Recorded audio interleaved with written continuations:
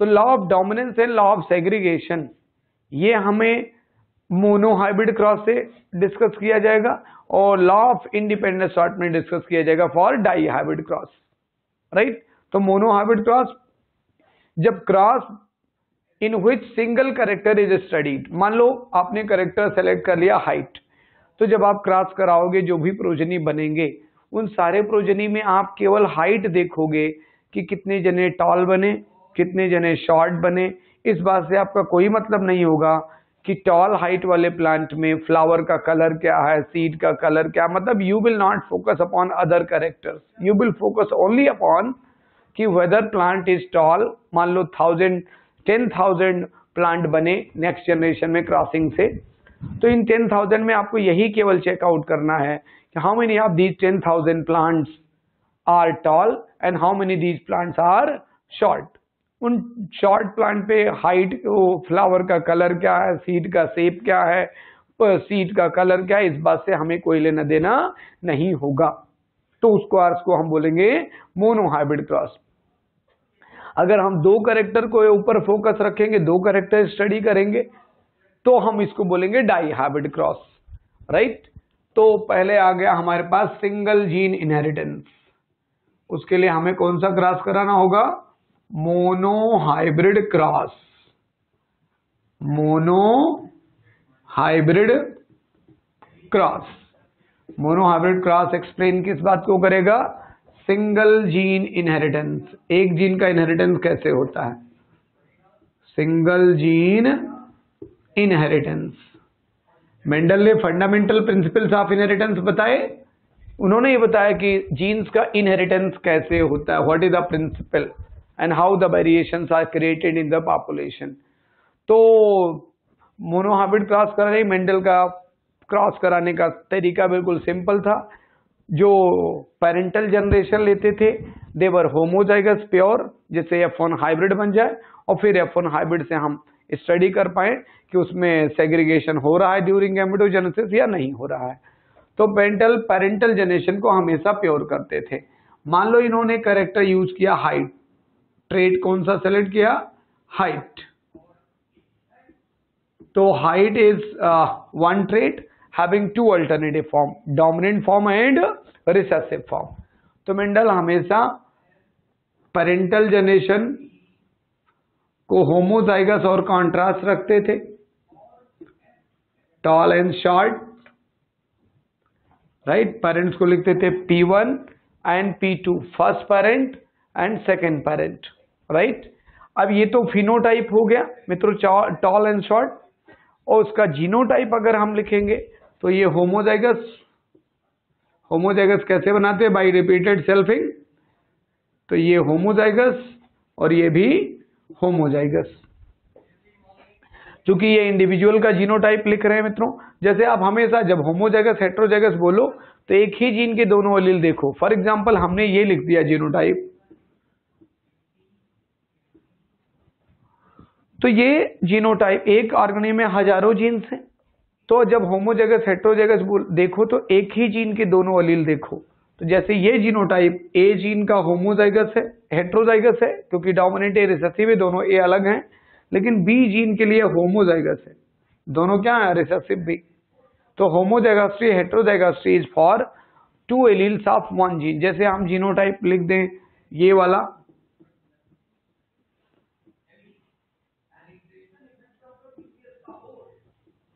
ये वाला, तो ये जीनोटाइप इंडिविजुअल ए जीन का होमोजाइगस है, बी जीन का भी होमोजाइगस है, सी जीन का भी होमोजाइगस है, चाहे बी डोमिनेंट है या रिसेसिव, एक जीन के दोनों एलील सेम है ना। और डी जीन का हेटेरोजाइगस है। तो इसमें कुल कितने हेटेरोजाइगस जीन्स हैं? 1 हेटेरोजाइगस है और 3 होमोजाइगस जीन्स हैं, राइट। 3 जीन ऐसे हैं जिनके दोनों एलील सेम हैं, राइट। तो अब पेरेंट का जीनोटाइप जो लिखा गया है वो इसमें एक जीन के 2 एलील लिखे जाएंगे। क्यों? इंडिविजुअल डिप्लॉयड है, chromosomes are present in pairs में है, तो एक जीन के 2 एलील आपको मिलेंगे। इनसे जब गैमीट बनेगा तो गैमीट तो मियोसिस से बनता है, दैट विल बी हैप्लॉइड। तो यहाँ से गैमीट में एक जीन का एक ही टी आएगा, सारे जीन के आएंगे मित्रों, क्योंकि यहाँ पे हम क्रॉस फोकस है केवल हाइट, इसलिए हाइट वाला ही जीन दिखा रहे हैं। तो गैमीट हैप्लॉइड होता है, इसलिए गैमीट का जब जीनोटाइप लिखते हैं तो एक जीन का केवल एक एलील लिखते हैं, राइट। अब ये दोनों आपस में फर्टिलाइजेशन करेंगे, मेल एंड फीमेल गैमीट्स। जब ये दोनों आपस में फर्टिलाइज करेगा तो ये वाला जीनोटाइप बन जाएगा। तो ये जो first generation F for filial generation, F for filial generation, 1 लगा दोगे तो फर्स्ट फीलियल जनरेशन। ये जीनोटिपिकली हाइब्रिड है, क्या रहा मित्रों, जीनोटिपिकली हाइब्रिड, जीनोटाइप इसका हाइब्रिड है और फिनोटाइप इसका डोमिनेंट है, बोले तो टॉल। अब वो इस F1 जनरेशन के इंडिविजुअल को टेस्ट क्रॉस भी करते थे और सेल्फ क्रॉस भी करते थे। एक क्रॉस और आपको मैं बताऊं कि मित्रों एक प्रोग्राम है हमारा बैक क्रॉस। कौन सा? Back cross. बैक क्रॉस का मतलब ये होता है कि F1 का क्रॉस, फर्स्ट जनरेशन के इंडिविजुअल का cross with any of parental genotype plant. ये नहीं कि एनी ऑफ पेरेंटल, राइट, क्योंकि मटर का प्लांट तो वैसे ही मोनोकार्पिक है, एक ही उसके 3 से 4 मंथ में लाइफ साइकिल कंप्लीट होगी, राइट, और पूरा plant body will die out. तो जब उसका सीड बनेगा, उसका सीड का फ्लावर बनेगा, तब तक उसका पेरेंट खत्म हो चुका होता है।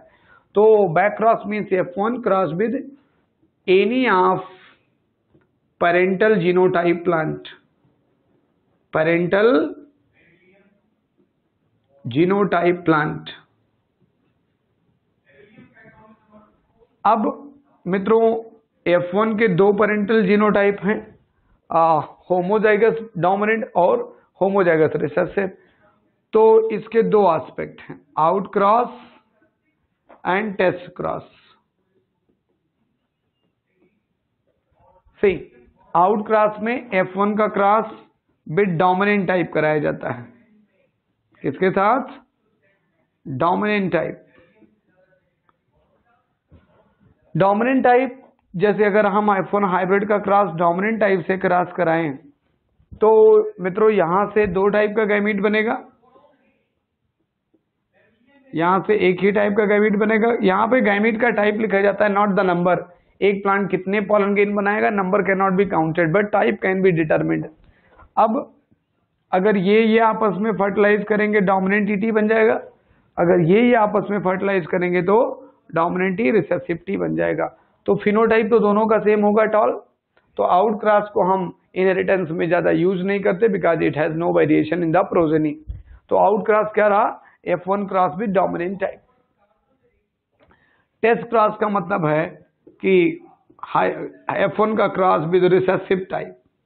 टेस्ट क्रॉस पेरेंट कौन होता है? Recessive type, right.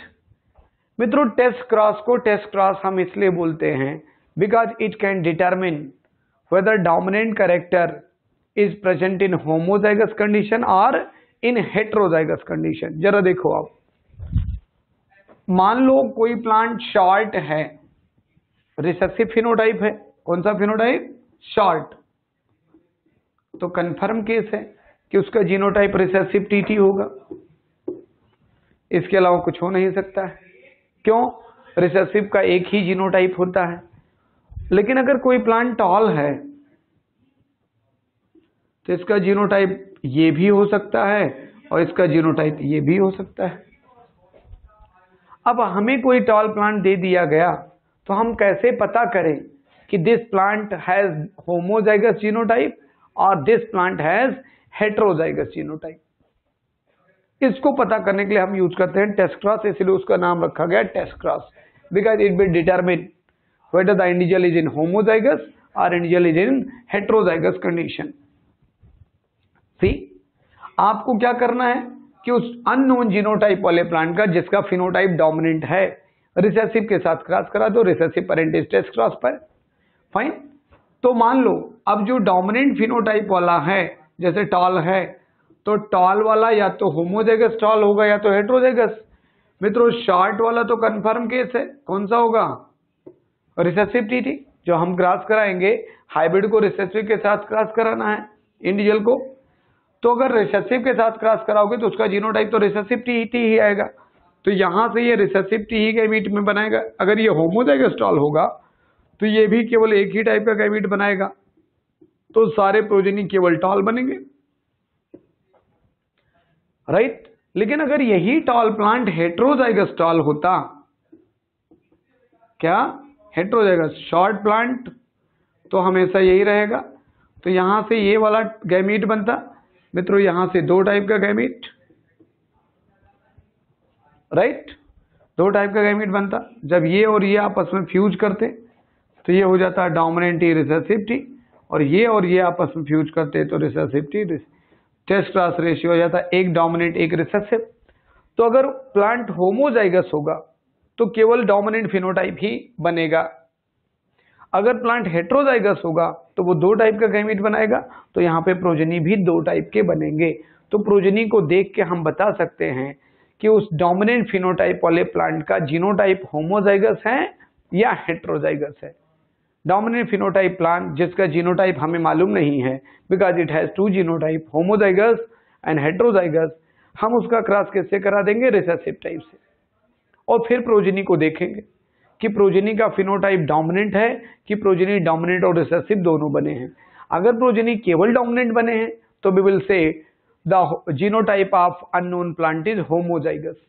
अगर दोनों टाइप के बने हैं तो genotype of the plant is heterozygous. इसलिए इसका नाम रखा गया test cross, because it test whether dominant phenotype individual is present in homozygous condition or in heterozygous condition।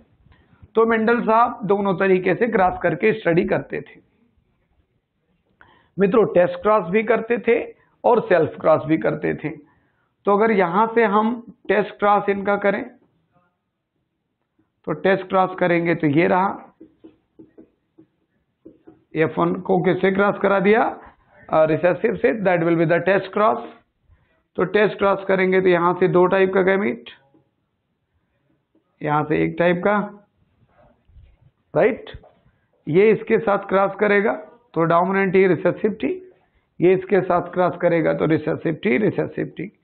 तो एक 1:1 एक टॉल बनेगा तो एक शॉर्ट बनेगा। तो टेस्ट क्रॉस रेशियो आ गया 1:1। और फिर ये इसका इन F2 जनरेशन, ये कौन सा जनरेशन है मित्रों, F2 जनरेशन। F1 के प्रोजेनी विल बी F2। और जब वो सेल्फ क्रॉस करते थे, इसका ये सेल्फ क्रॉस भी कराते थे। तो here you will find hybrid को हाइब्रिड से क्रॉस करा दो, that is self cross, that is inter cross और सेल्फ क्रॉस। तो यहां से मित्रों ये दो टाइप का गैमीट बनाएगा, ये भी दो टाइप का गैमीट बनाएगा क्योंकि दोनों इंडिविजुअल हेट्रोजाइगस हैं, राइट। तो अगर आप चाहो तो जीनोटाइप बनने की प्रोबेबिलिटी आप निकाल सकते हो पनेट स्क्वायर चार्ट से। जो आरसी पनेट साहब ने आपको बताया था कि भाई आप ऐसे बॉक्सेज बनाओ, जितने टाइप के मेल गैमीट हो, मान लो ये मेल पेरेंट है ये फीमेल, तो जितने टाइप के मेल गैमीट हो उतने बॉक्सेज इधर, तो दो टाइप के मेल गैमीट है दो बॉक्सेज इधर, और दो ही टाइप के फीमेल गैमीट है तो दो बॉक्सेज इधर, और हर बॉक्स में अपना ये गैमीट का जीनोटाइप लिख दो। तो डोमिनेंट टी एक बॉक्स में, रिसेसिव टी अलग बॉक्स में, dominant T recessive T. Gamete का जीनोटाइप लिख दिया। अब हर गैमीट को, गैमीटिक फ्यूजन इज रैंडम, कोई सबको सबसे फ्यूज करा दो। जैसे ये इससे फ्यूज करेगा तो ये जाइगोट बन जाएगा डोमिनेंट टी, ये इससे फर्टिलाइजेशन होगा तो डोमिनेंट टी रिसेसिव टी, ये इससे फर्टिलाइजेशन होगा तो डोमिनेंट टी रिसेसिव टी, और ये इससे फर्टिलाइज होगा तो रिसेसिव टी। ये F2 जनरेशन में जाइगोट के बनने की प्रोबेबिलिटी है, right. Inheritance always talks about probabilities, right. तो हम चाहते तो मित्रों ये पनेट स्क्वायर चार्ट है जो पनेट साहब ने बताया था हमें, पनेट स्क्वायर चार्ट जो इस बात को प्रेडिक्ट करता है कि predicts the probability of different genotype formation, different genotype formation। हम इसको ऐसे भी लिख सकते थे, छोटा सा क्रॉस था मित्रों, ये इससे इससे क्रॉस कर जाए तो डोमिनेंट टी, ये इससे क्रॉस करता डोमिनेंट टी रिसेसिव टी, ये इससे क्रॉस करता डोमिनेंट टी रिसेसिव टी, और ये इससे फर्टिलाइज करता रिसेसिव टी रिसेसिव टी, ये रिजल्ट आ जाता। तो अगर हम इस रिजल्ट को कंपाइल करते तो F2 जनरेशन का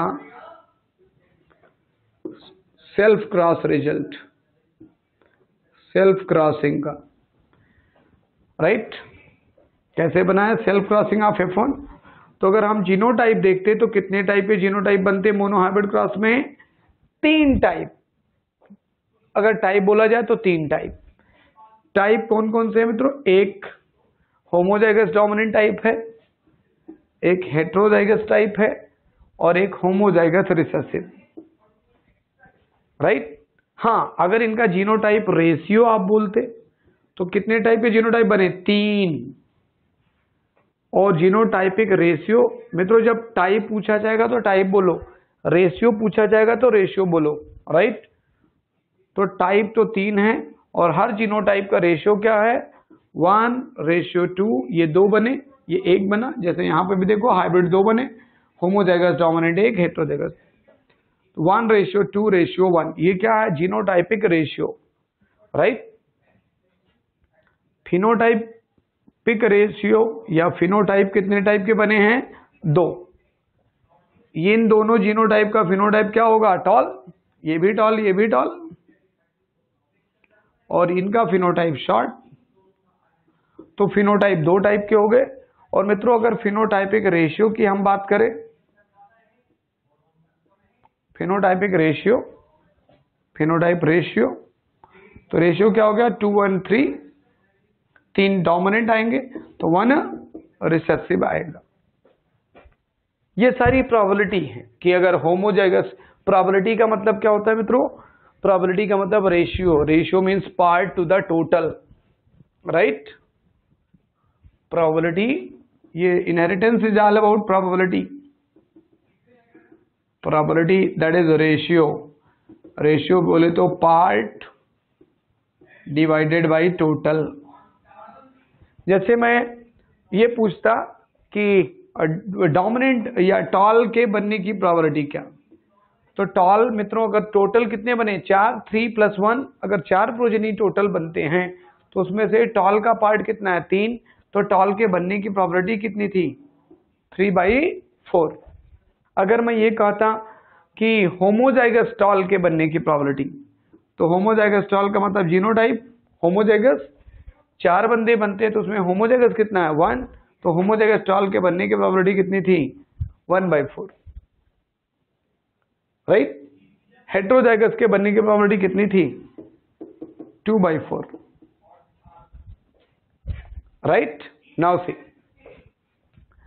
तो ये रिजल्ट हमारा आ गया। अब इस रिजल्ट के बेसिस पे मेंडल साहब को अपना कंक्लूजन कुछ बताना था कि what is the principles of inheritance, how the single gene inheritance takes place, how single character is inherited.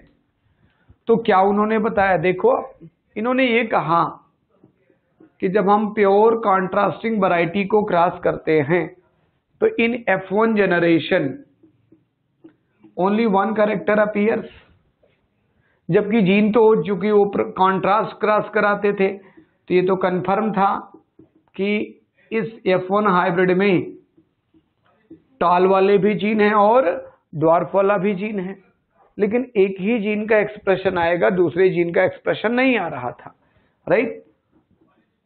एक ही फिनोटाइप एक्सप्रेस होता है, दूसरा फिनोटाइप एक्सप्रेस नहीं होता इन F1 जनरेशन। लेकिन जब हम F2 जनरेशन देखते हैं अपॉन सेल्फिंग, तो डोमिनेंट भी बनता है मित्रों और रिसेसिव भी बनता है, टॉल ड्वार्फ दोनों बनते हैं, राइट। तो इसके लिए मेंडल साहब ने क्या कहा, उसके लिए मेंडल साहब ने प्रपोज किया law of dominance and law of segregation. These results can be explain by the law of dominance, क्योंकि मेंडल साहब को ये रिजल्ट ऑब्जर्वेशन आता था, मैकेनिज्म नहीं मालूम था। क्योंकि इसके मैकेनिज्म में क्या है मित्रों, आप यहां से जब हमने 3:1 एक्सप्लेन करने की कोशिश की तो हमने यहां से मियोसिस करा के 2 टाइप के गैमीट बनाया और फिर गैमेटिक फ्यूजन कराया तो टॉल भी बने और डॉर भी बना। लेकिन मेंडल साहब को मियोसिस, फर्टिलाइजेशन, इन सब का नॉलेज बहुत ज्यादा नहीं था ना।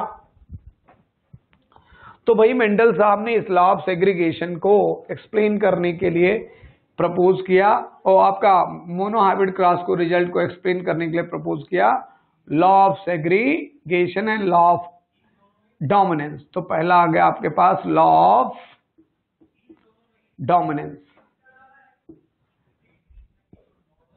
अगर मैं लॉ ऑफ डोमिनेंस को सिंपल स्ट्रेट फॉरवर्ड में बोलूं तो आपने देखा कि when two contrasting pure varieties, contrast थी दोनों, एक डोमिनेंट था तो दूसरा रिसेसिव था और दोनों प्योर थे।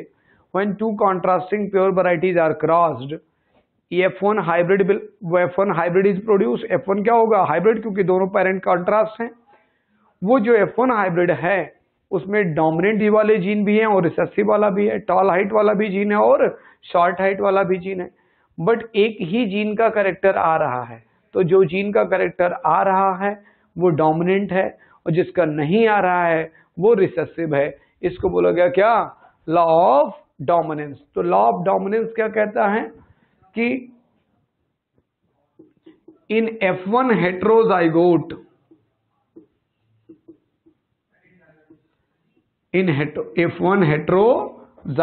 F1 हेट्रोजाइगस बना हुआ है, इन F1 heterozygote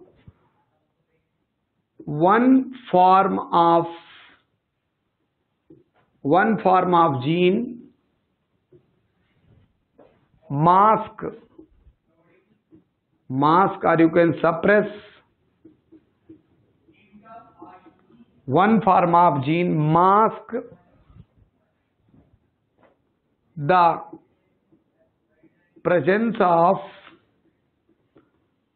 suppress the presence of other form. This is simply law of dominance. In heterozygous F1 heterozygous ये था, one form of gene mask the presence of other form. एक form में दूसरे form के presence को क्या कर दिया, सप्रेस। वो है लेकिन उसका कोई एक्सप्रेशन नहीं आ रहा है। The gene which will mask is dominant and which is being masked is recessive. जो मास्क करेगा वो डोमिनेंट है और जो मास्क होगा वो रिसेसिव है मित्रों, राइट। ये है आपका लॉ ऑफ डोमिनेंस का स्टेटमेंट कि in heterozygous condition one form of allele will suppress one form of allele, alternative form of the same gene, dominant recessivity दोनों अलील्स हैं ऑफ द हाइट जीन। तो one form of gene will suppress the another form, जो suppress हो गया, जिसका character नहीं आया वो रिसेसिव और जिसका कैरेक्टर आ रहा है वो डोमिनेंट। तो जो डोमिनेंट फॉर्म है, डोमिनेंट फॉर्म या जिसको आप डोमिनेंट एलील बोलते हो, it will express, dominant form express in homozygous condition as well as in heterozygous condition. Dominant form will homozygous condition में भी अपना कैरेक्टर देगा और हेट्रोजाइगस, क्यों, हेट्रोजाइगस में वो दूसरे फॉर्म के साथ होगा और दूसरे फॉर्म को क्या कर देगा, सप्रेस्ड। होमोजाइगस में तो अकेला है। जबकि जो रिसेसिव फॉर्म है, recessive form express only in homozygous condition, कि जब केवल रिसेसिव होगा तभी वो एक्सप्रेस कर पाएगा, क्योंकि जैसे ही रिसेसिव के साथ डोमिनेंट आएगा, डोमिनेंट रिसेसिव के फंक्शन को सप्रेस कर देगा। This is law of dominance, right. कि according to this law you can say a character is controlled by paired unit factor, right? Second, In F1 hybrid, only one form of character is expressed, and that the form which expressed is called dominant form, and the form which is being repressed, which is being suppressed, is a recessive form. This is law of dominance, right? तो dominance law केवल इतनी ही बात को कर रहा है कि एक जीन के दो अल्टरनेटिव फॉर्म होंगे, एक character is control by paired unit factors. Mendel साहब जीन्स को फैक्टर बोलते थे, एलिमेंट बोलते थे, जीन टॉम जॉनसन साहब ने बाद में दिया। तो अकॉर्डिंग टू मॉडर्न टर्मिनोलॉजी, अगर हम मॉडर्न टर्मिनोलॉजी में डेफिनेशन बोलें तो एक कैरेक्टर जैसे हाइट हो गया, control by paired unit factor. Factor कहाँ पे होंगे? पेयर्स में होंगे। एक पेयर में एक डोमिनेंट है तो एक रिसेसिव है। इन हाइब्रिड कंडीशन, हाइब्रिड में दोनों फॉर्म होंगे, डोमिनेंट भी और रिसेसिव भी। In hybrid condition only one form is expressed. जो फॉर्म हाइब्रिड कंडीशन में एक्सप्रेस कर रहा है वही डोमिनेंट है, और जिसका एक्सप्रेशन केवल होमोजाइगस कंडीशन में आ रहा है वो रिसेसिव है। हम आगे पढ़ेंगे this law is not completely universal, कि एक जीन हमेशा फुल्ली डोमिनेंट नहीं होता है। We will see incomplete dominance as well as we will see co-dominance, right?